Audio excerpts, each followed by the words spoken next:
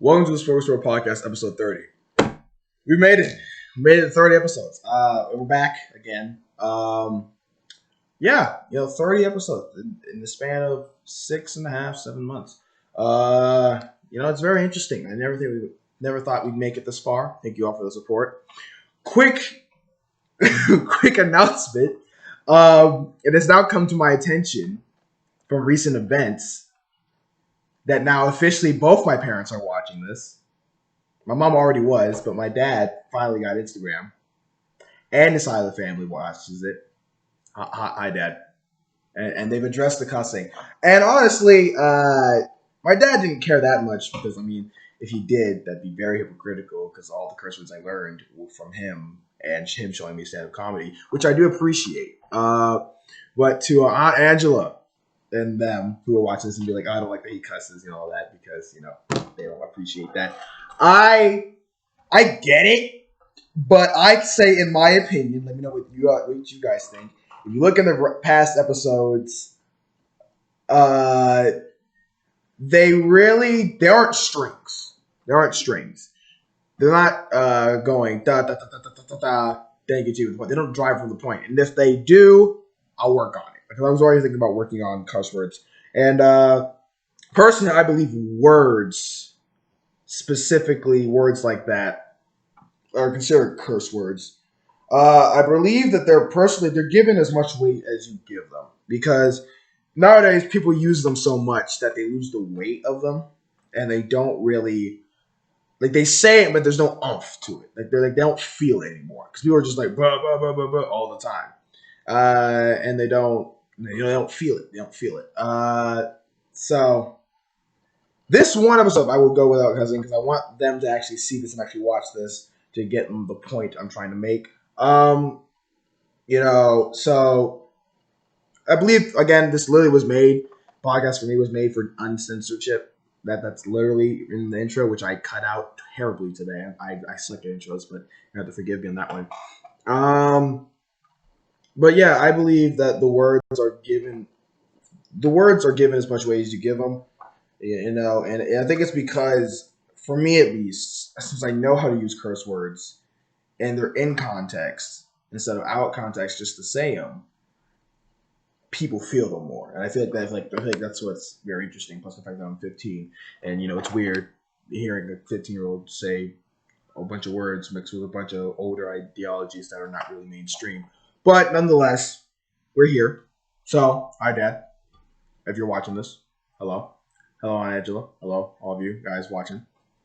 Also, I must bring the point that my grandfather also watches this. And that was the most interesting, personally, because he isn't religious that much. He isn't really religious. But it doesn't really cuss. It's very rare you hear him cuss.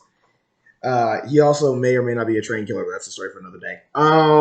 So no, he's not. He's just, he'll break your arm in like 2 seconds. But anyways, yeah, he watches it and he thoroughly enjoyed it. And he's just like, I don't really like the cussing that much, but it doesn't take away from the point. And so, hi, Abba. Lovely to see you're watching 30 episodes in. You're binge watching them as from what you posted on, at least what Mom told me. That's very interesting, and I really appreciate it. Share this to everyone you can, people, because we're trying to get this thing going. The goal is to get the $1 million deal from Spotify. That is the goal. We're trying to be the next Joe Rogan, but just me. All right, that's the motto. Be the next Joe Rogan, but me, because he literally just got millions of dollars from Spotify for having him on for putting all his episodes on there, and he's getting money from YouTube. Could you ask for a better job? It's like you really get to go there, and you get to. And plus, I just want to get to that level where you can just have literally anybody on, and the dude he goes from MMA fighters. It should have been just MMA fighters, but the fact that he's had people like Kevin Hart, Elon Musk, his most recent one, he had Mike Tyson on there, and he just go from anywhere all the time, and people will actually watch it.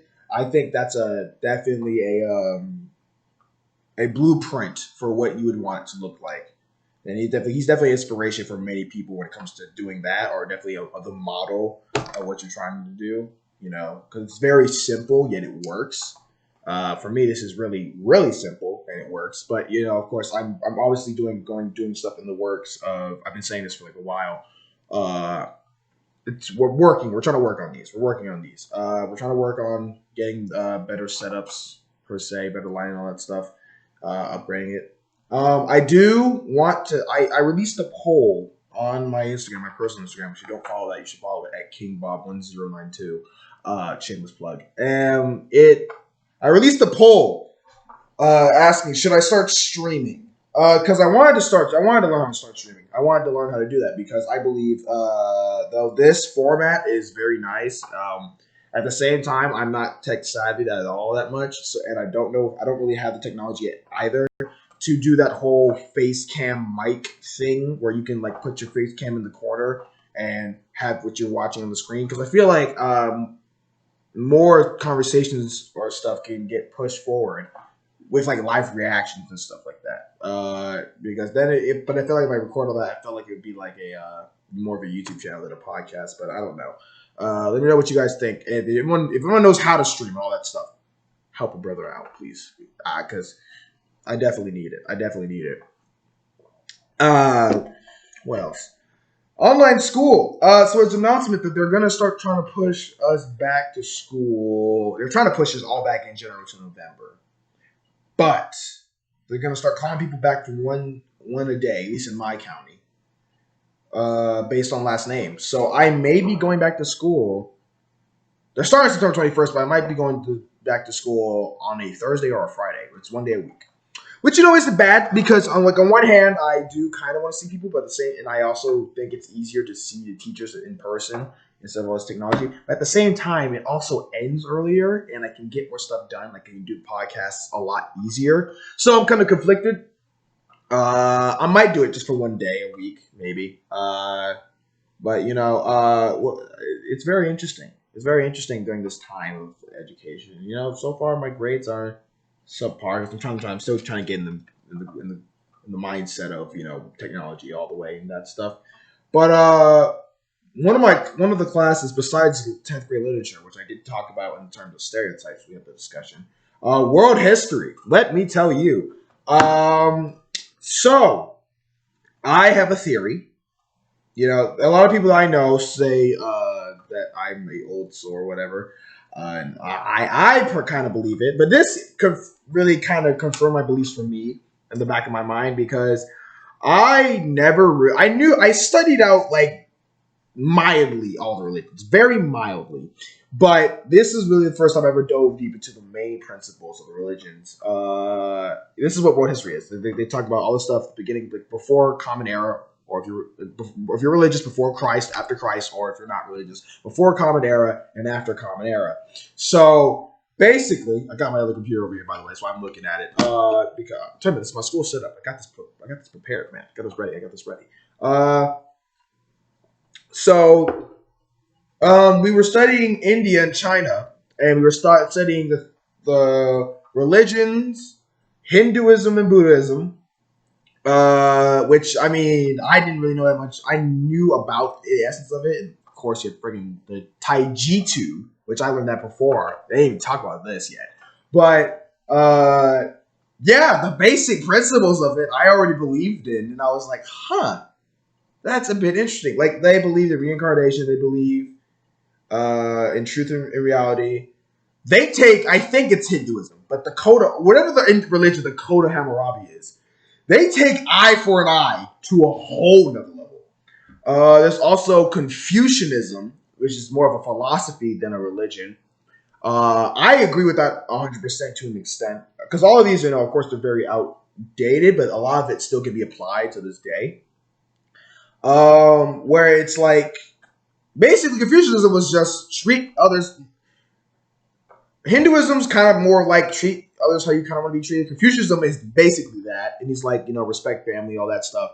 And we are going to prioritize based on the social class and based on the social standard that those who push society forward are the ones who are going to be held up. Farmers who literally feed our nation in China are the ones that are held to the highest standard. That makes perfect sense. And there's really like quotes from Confucius that said things like, "I think I have the paper. I think I have the paper. I think I have the paper." All right, yeah, we got the paper. Yeah, Confucius quotes. These make a lot of these like make sense. It's like I'm trying. Yeah, it's like I can't really look on. Like it says, "Let the ruler be a ruler, the subject a subject, the father a father, the son a son. If the true ruler be not a ruler, and the subject not a subject, the father not a father, and the son not a son, then even if there be grain, would I get to eat it?" That makes sense. 100% to me personally makes a lot of sense, and I believe in stuff like that. Uh, in the sense of the basics of morals, and I believe they tackled this very well. Versus in our over here in America, that's more arrogant. They're just like, yeah, we don't care that you have money. Treat them right, and you're no better. You're no better than him. You're no better than the other guy next to you because you have more money.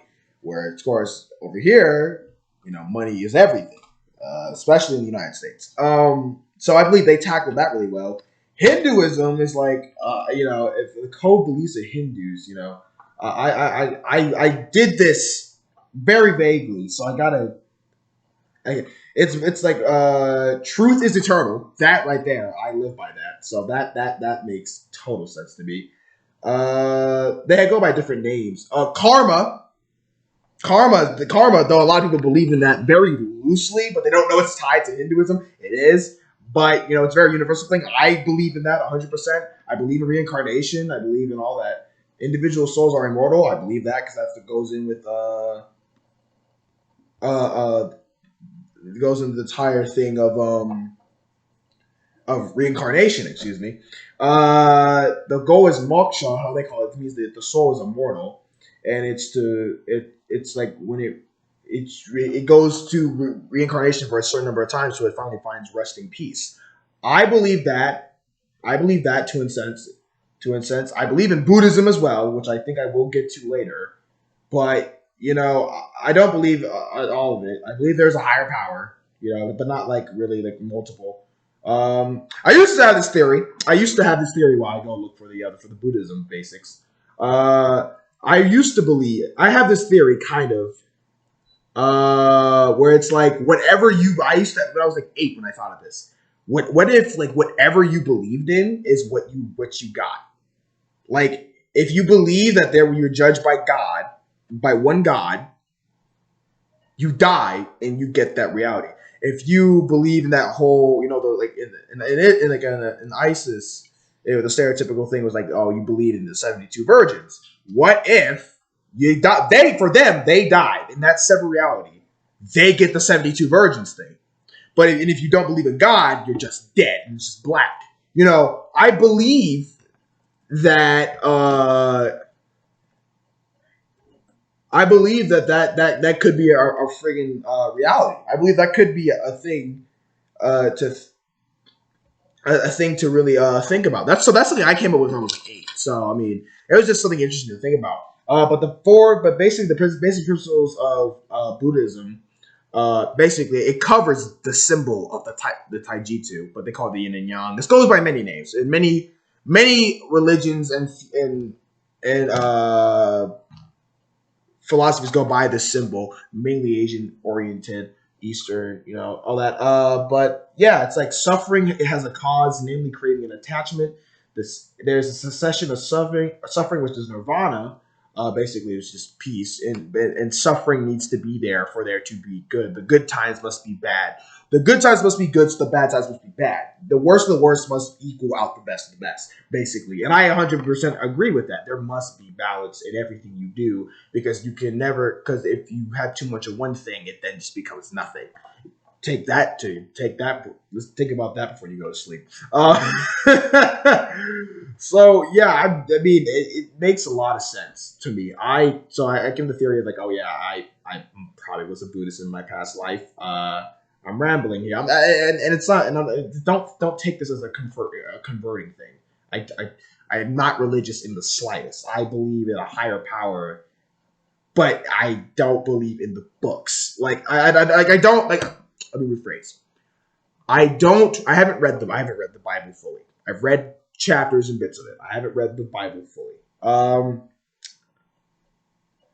I don't really believe in religion. I take pieces of each religion and I'm like, oh, that makes sense. I'm gonna go that by just simple logic. Like, hey, peace, love, and understanding.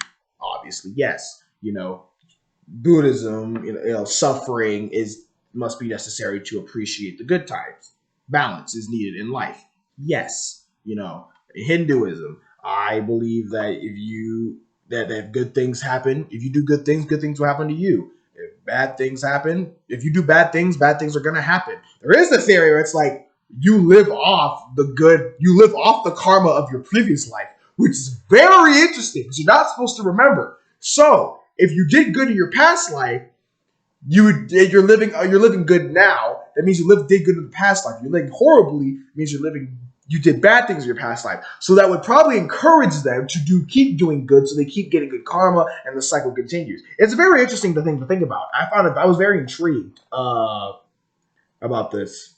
Buddha wasn't even a god. He was just a guy. He didn't understand why there was suffering. And it was very interesting. And of course, you have all these people who are like, is Buddhism like scientific and all that stuff? I mean, I personally believe science can really prove and disprove religion at the same time. I believe that they say that they can't really. Science disproves God. I agree and disagree. You can simplify it to that point, but you can also be like, at the end of the day, all science is, in the most dumbed down, simplest term, in one phrase. What is science? What is a process? That is all science is. Everything we do, me moving this cup, me drinking it, me digesting it, me moving, me talking, all of it is science. If I want to convey a message to you, I talk. That's the science. That's the process of it. That's what I believe in.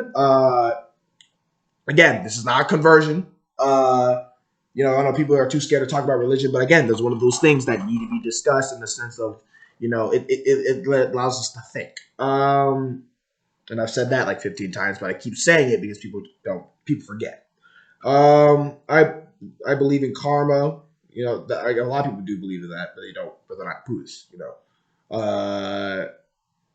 So it's like suffering. The first noble, like there's 4 noble truths. The first one is like suffering includes pain, all that stuff, death, and all that stuff, and it's part of life.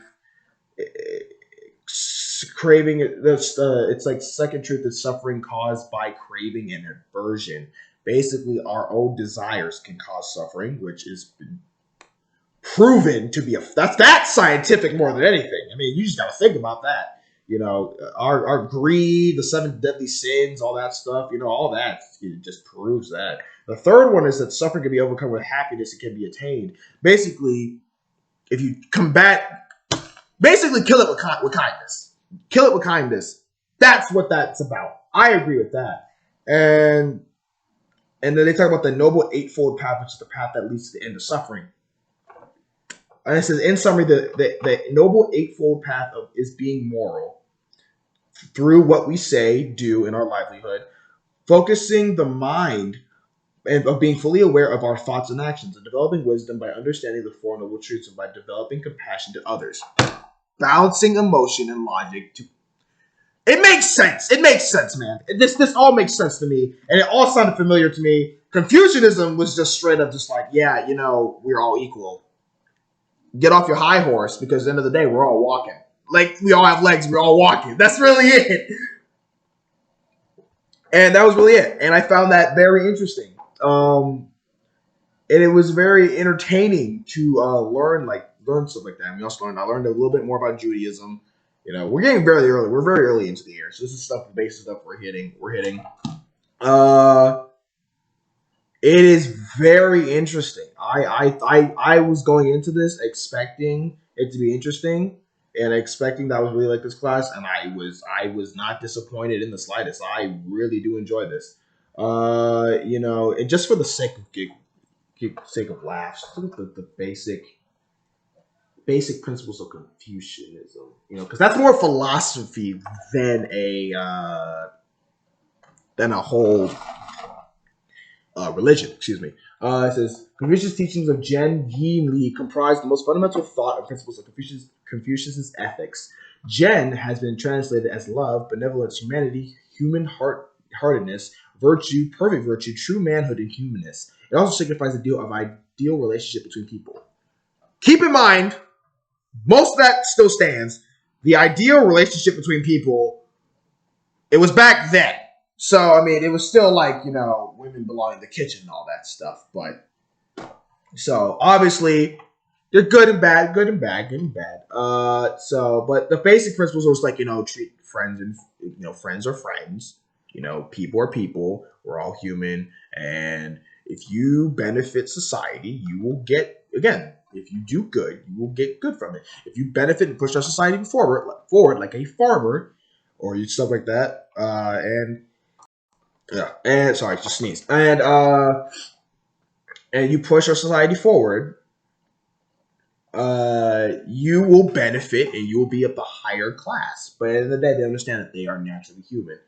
And that's the basis of it, regardless of color, creed, and race. And if you took this basic fundamental of that principle and you brought it over here, it would humble the heck out of a lot of people. And especially over here in America, in UK and all that. They got that down packed more in Asia. But here in the North America, that ego is something serious. And it's really what holds us back. And it's more of a human thing. The human ego definitely holds us back a lot. But yeah, it was more of from what I learned, it's more of a government thing and more of a whole philosophy. And I can buy into that philosophy for the most part. I can buy into that. So again, all of these Asian-oriented ideologies in Hinduism, even though it started in India as well, it moved over and transitioned. It's all in Asia. It's all in Asia. India, it moved to China and all that stuff. China was actually more about war than the other countries like Japan and them, which is why they said if Confucianism was in a place because it was the necessary war, and if there was war, that means Confucianism was out of the window because war is the most animalistic, primal, inhumane thing that goes on. So it kind of takes away the whole thing of Confucianism. It means it was never really present, or it just left. They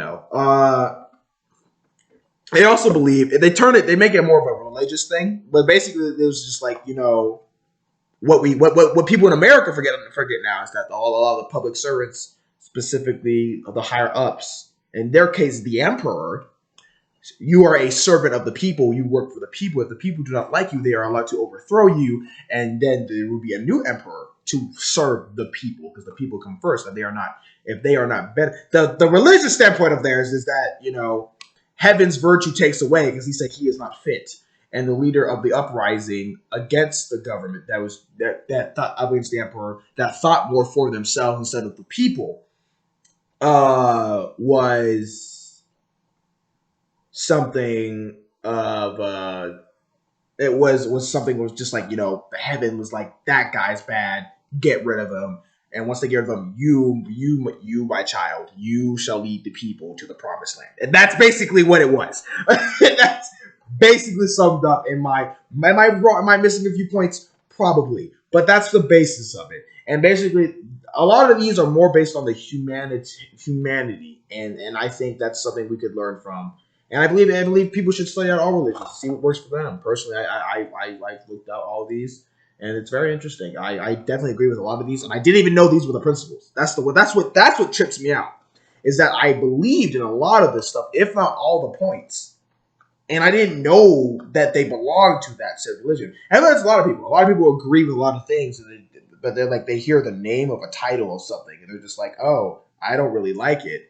But in the bigger grand scheme of things, if they actually did the research, they'd be like, oh, yeah, no. That makes sense. I do agree with this, and that. So, and also Judaism was very interesting. I didn't know there were tribes. That whole history of the stuff where it's like they wanted to Judaism is the more of the whole. They're really the closest thing to being like, do whatever you want religion. That because they've been through so much as a history of religion, in the sense that they've dealt with multiple genocides of their people, like throughout history. Like Hitler wasn't the first. He learned actually a lot of the methods of what he did through the first genocidal times of the Jewish people. I'm drawing such a blank, but I'm sure anybody who is a historian or is Jewish and studies the history of the religion will let me know. It's very interesting to look at. And basically, the only difference between that and Christianity, because there's a big basis, it basically branches off, is basically they believe that Christianity believes Jesus was the Messiah, and people, and that's what Christianity believes. That's really the big difference. And Judaism believes the Messiah has not come yet. What's funny is that if he does come yet, we won't know it. If he hasn't already come, we wouldn't know it. Because we really wouldn't. That's going to make people upset. But, just think about it. So, yeah. I say, for being 2.5 weeks into this, it is very interesting. It is very interesting to look at. I would love to. I hope we keep going in this direction. I keep hoping we tackle the basis of it, because this stuff, again, the number two thing, the big bad two that can't be talked about on the internet is politics or religion. And I've already talked about politics, and now I'm going deeper into religion. And I'm probably going to go deeper into politics when the whole Trump Biden soap opera gets here. So, yeah, a lot of it's more based on humanity and more about ethics, morals, the basis of love. Most of it's still up to date, and I feel like a lot of us could agree with this, but they just don't like that there's a title on it. So, I mean, to each their own. At the end of the day, to each their own. So, it's something to think about, really. I thought of that. I was just like, makes a lot of sense. It makes a lot of sense. And I also looked up the whole reincarnation thing, and I was just like, what are signs that, believe in reincarnation? Dude, I checked off like 9 out of the 10, like, 9 out of the 10, like, 9 out of the 10 lists, bro. I was like, what is happening? Like, like, literally, legit, people were like, all the time I get that whole, oh, you're an old soul. Oh, wait, first of all, it's just, well, Wakanda forever. Rest in peace. Rest in peace, Chadwick Boseman. That is okay. I got off the tangent. I didn't even address that. Rest in peace, Chadwick Boseman. What? I'll tell you what. It takes a man with real strength in the will to have a disease that's literally draining the life out of him, and doing 10 movies in the span of 4 years. That is a man who really changed. He definitely changed he made a whole franchise, and I'm kind of scared now, in the sense of that people now want to like make a new Black Panther. And I was like, okay, who would you do? And they say if they thought they could follow the comic books and do Shuri. And while that makes sense at the same time, I personally don't agree with it, because I look at him being the first Black Panther, and him doing it so well, as the same way that Heath Ledger did the Joker. There will never be another Heath Ledger level performance of the Joker, because he was that much of a level above him.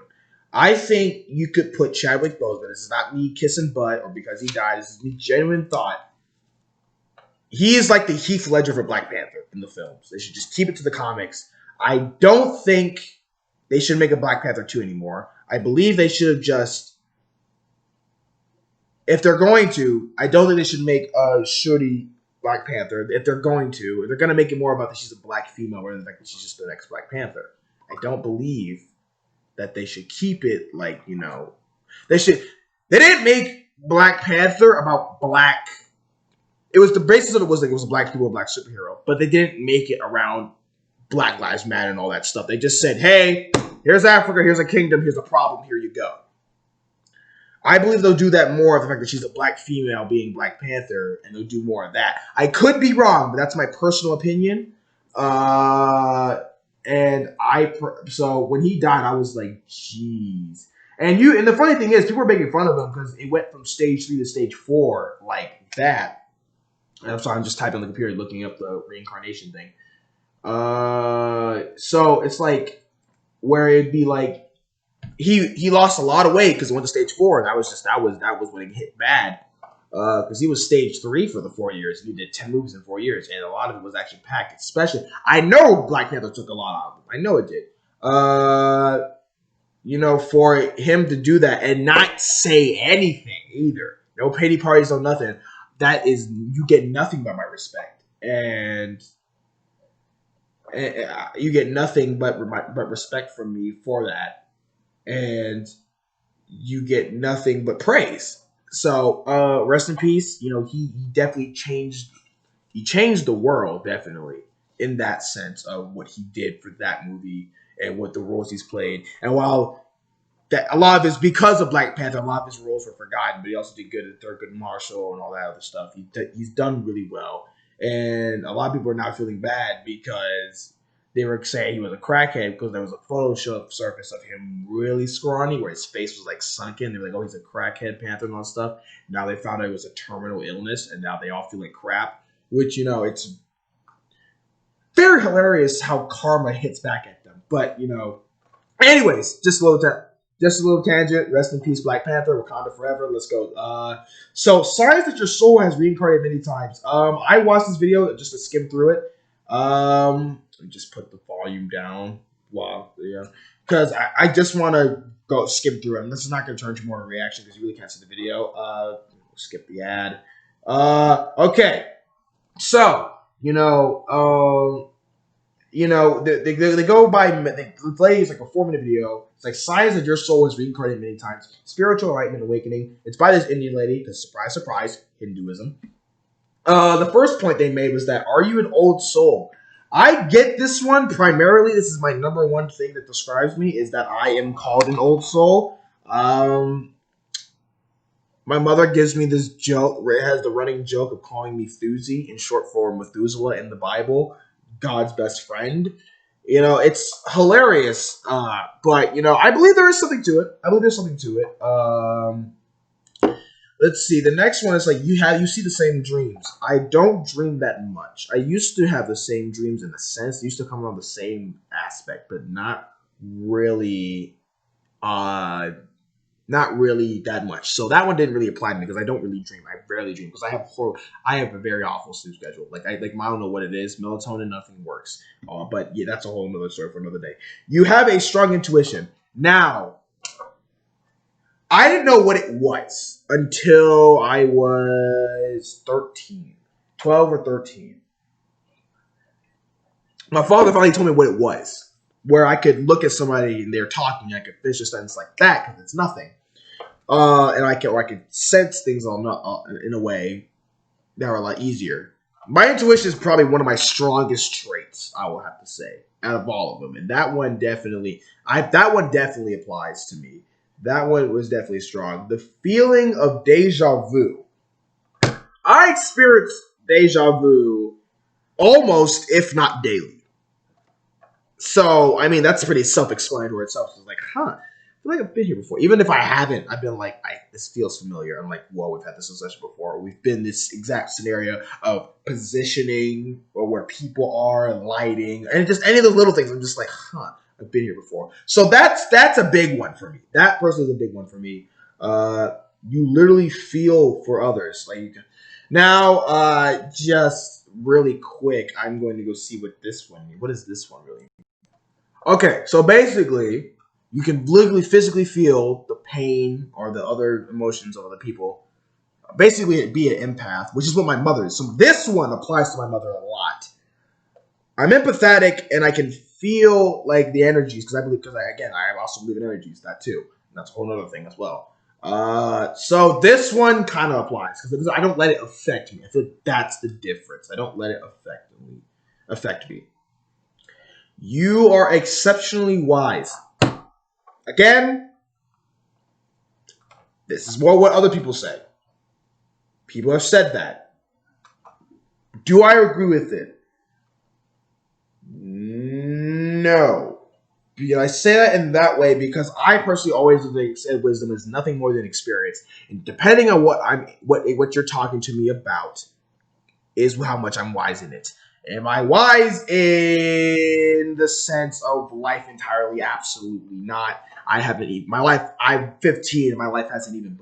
I have done so much and my life hasn't even begun yet. I have still so much to learn, and I feel like that again that really humbles you out in the bigger scale of things. Just like your stuff only matters in your circle, so it's about expanding that circle of people who care. A lot of people, like if their circle is the world, so that's when the circumference of where it matters. So I mean, this one I've been told I'm wise. I'll say I'm wiser than the average person, but I'm also a big fool as well. So I mean, it's really I kind of see it, I guess. So it's more of an other person look at me thing. So I mean, I'll say for the sake of argument, I'll say that applies. You have some unexplainable fears. I actually don't have any real fears, so this one really doesn't apply to me. I get what this one's talking about. Like, just like, I remember there was a story I saw a couple years back about signs of reincarnation, stories of reincarnation, where this mother was giving her son a bath, and he was always petrified of water, like would not want to go in it. And then she finally asked him, "Hey, why are you scared of water?" And he described,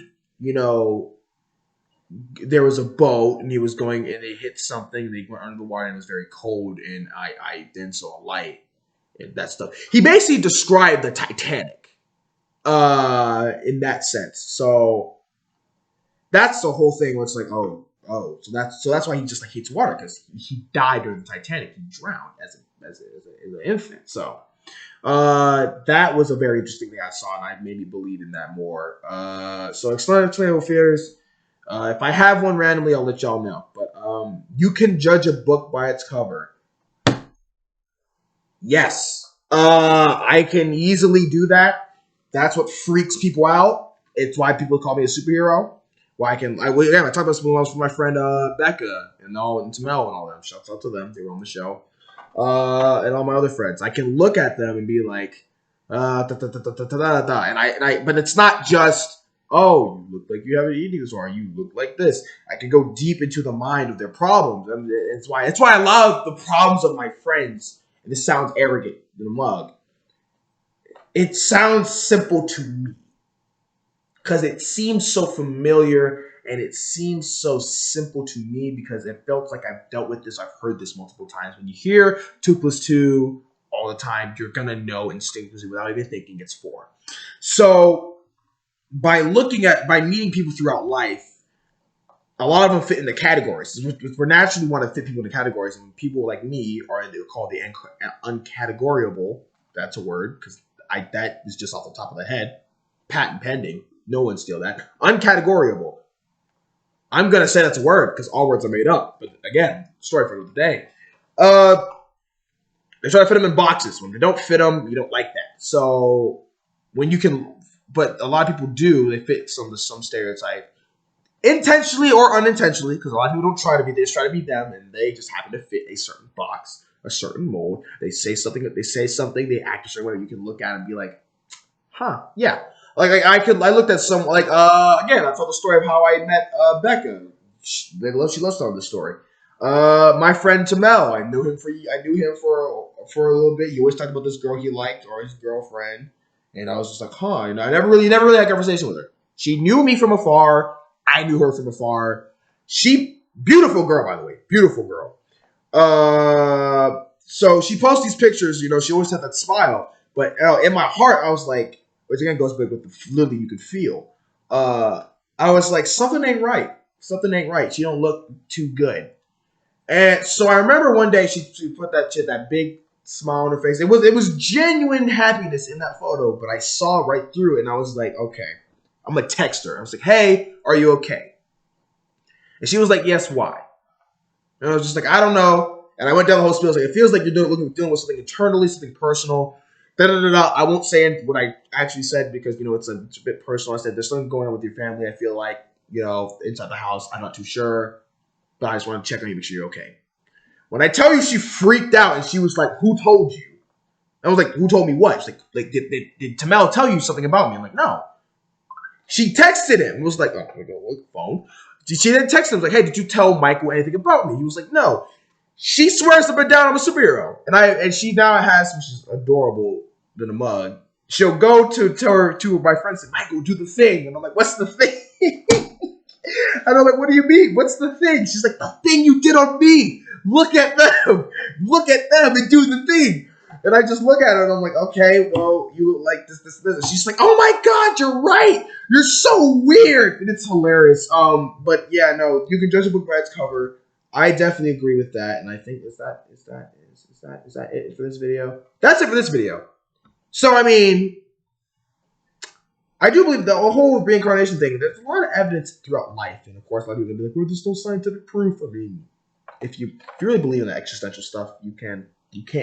So, but yeah, no, that was very interesting. It's definitely piqued my interest. Because religion is one of the very the that whole thing about religion and all that stuff. Despite all the differences, that's like one of the three universal languages where no matter where you go, it's like it's something. It was God, music, and math are the three things that are universal no matter where you go. Because no matter where you go, clearly, there's some type of religion, some type of philosophy of a higher power, or something like that, something bigger than us that created or has some status work of things going around that we can't really explain.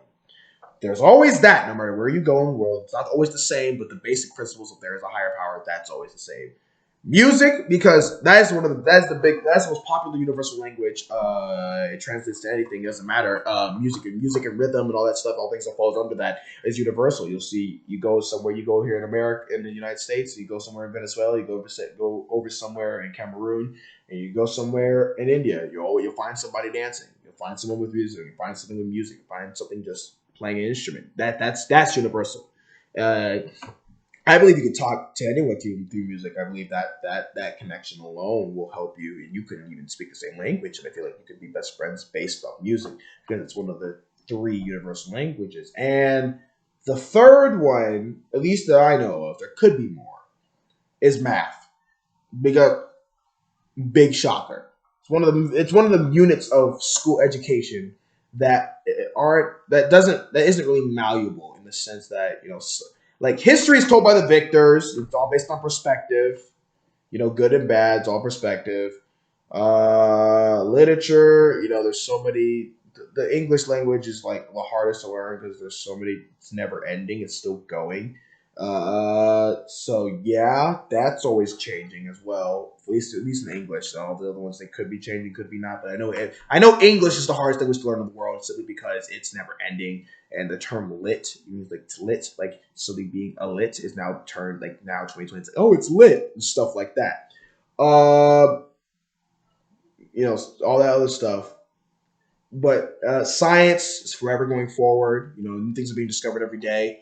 But math, no matter where you go, no matter what language, 2 plus 2 will always equal 4. And that is why I believe math.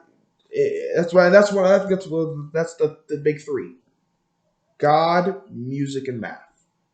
Wherever you go, you'll find those three. And I think that is also the essence of, at the end of the day, doesn't matter what shade, doesn't matter what dialect, doesn't matter who you speak, doesn't matter what color you are, doesn't matter if the sun is out or it's always raining. It doesn't matter if it's night or day where you're at. At the end of the day, we're all still human and we all have the basic principles of human. And like I said, something to think about, something that gets forgotten. And why I believe in Buddhism, Hinduism, those parts of it, those big major basic principles of it, the basic foundation of that religion. There's some intricate parts, of course, that I don't really agree with. And Confucianism, the philosophy of that, a lot of it makes sense in the sense of like, okay, well, yeah, that No, yeah, no, that makes sense because again, I treat people how you want to be treated. I don't want to be kicked in the chest. So let's not kick people in the chest. Let's not do that. If you have done anything mean to me, why would I be mean to you? Treat your family with respect. If no one does their job, how can I benefit? Just simple stuff like that. Where it really doesn't matter about money, all that stuff. It just matters about, hey, who are you as a person? Not about who your parents are, not about where you came from. Who are you? You know. And if we look at more of that, stuff will get going more, and something to think about. But yeah, I swear to God, there's gonna be someone that's gonna think I'm converting people. No, I'm not. It's just very interesting to think about, which is why my logo is what it is. It's the brain because, and of course, knowledge and all that stuff.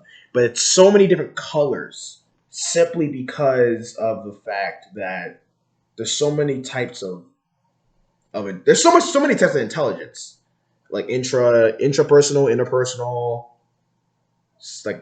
all that stuff, critical thinking, all that stuff. But there's also so much knowledge and so many parts of the brain, and they're all so different, and they all do so many jobs, and they're all so important.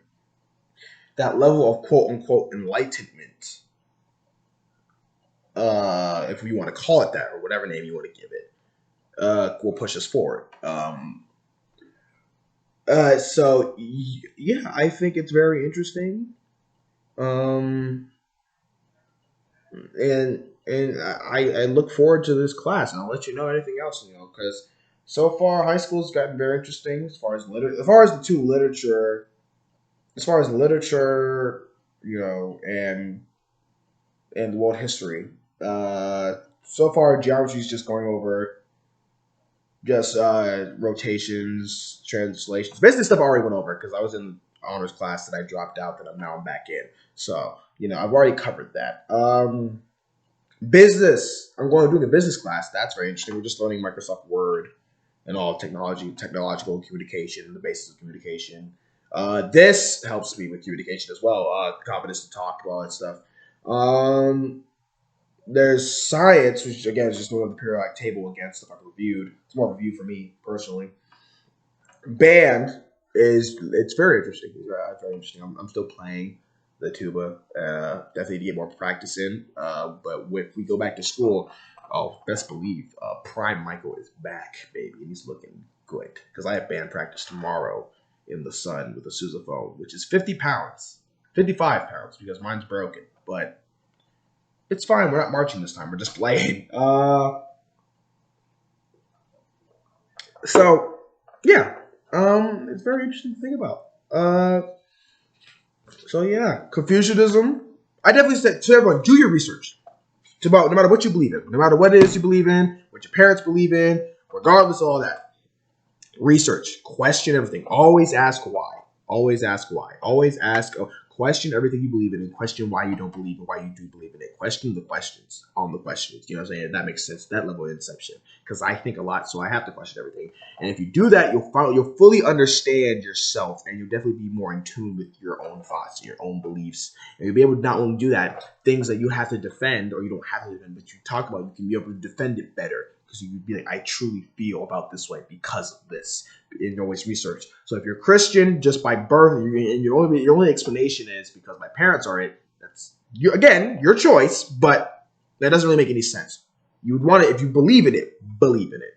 And I have to give big props to my dad and my mom for teaching me to question everything. Because it's more open minded off the set. It has allowed me to be where I'm at. It's a big foundation of who I am as a person. So I give big props to them for that. But yeah, question if you're a Christian, question why you're a Christian. If you're a Buddhist, question why you're a Buddhist. If you're anything, in some type of government.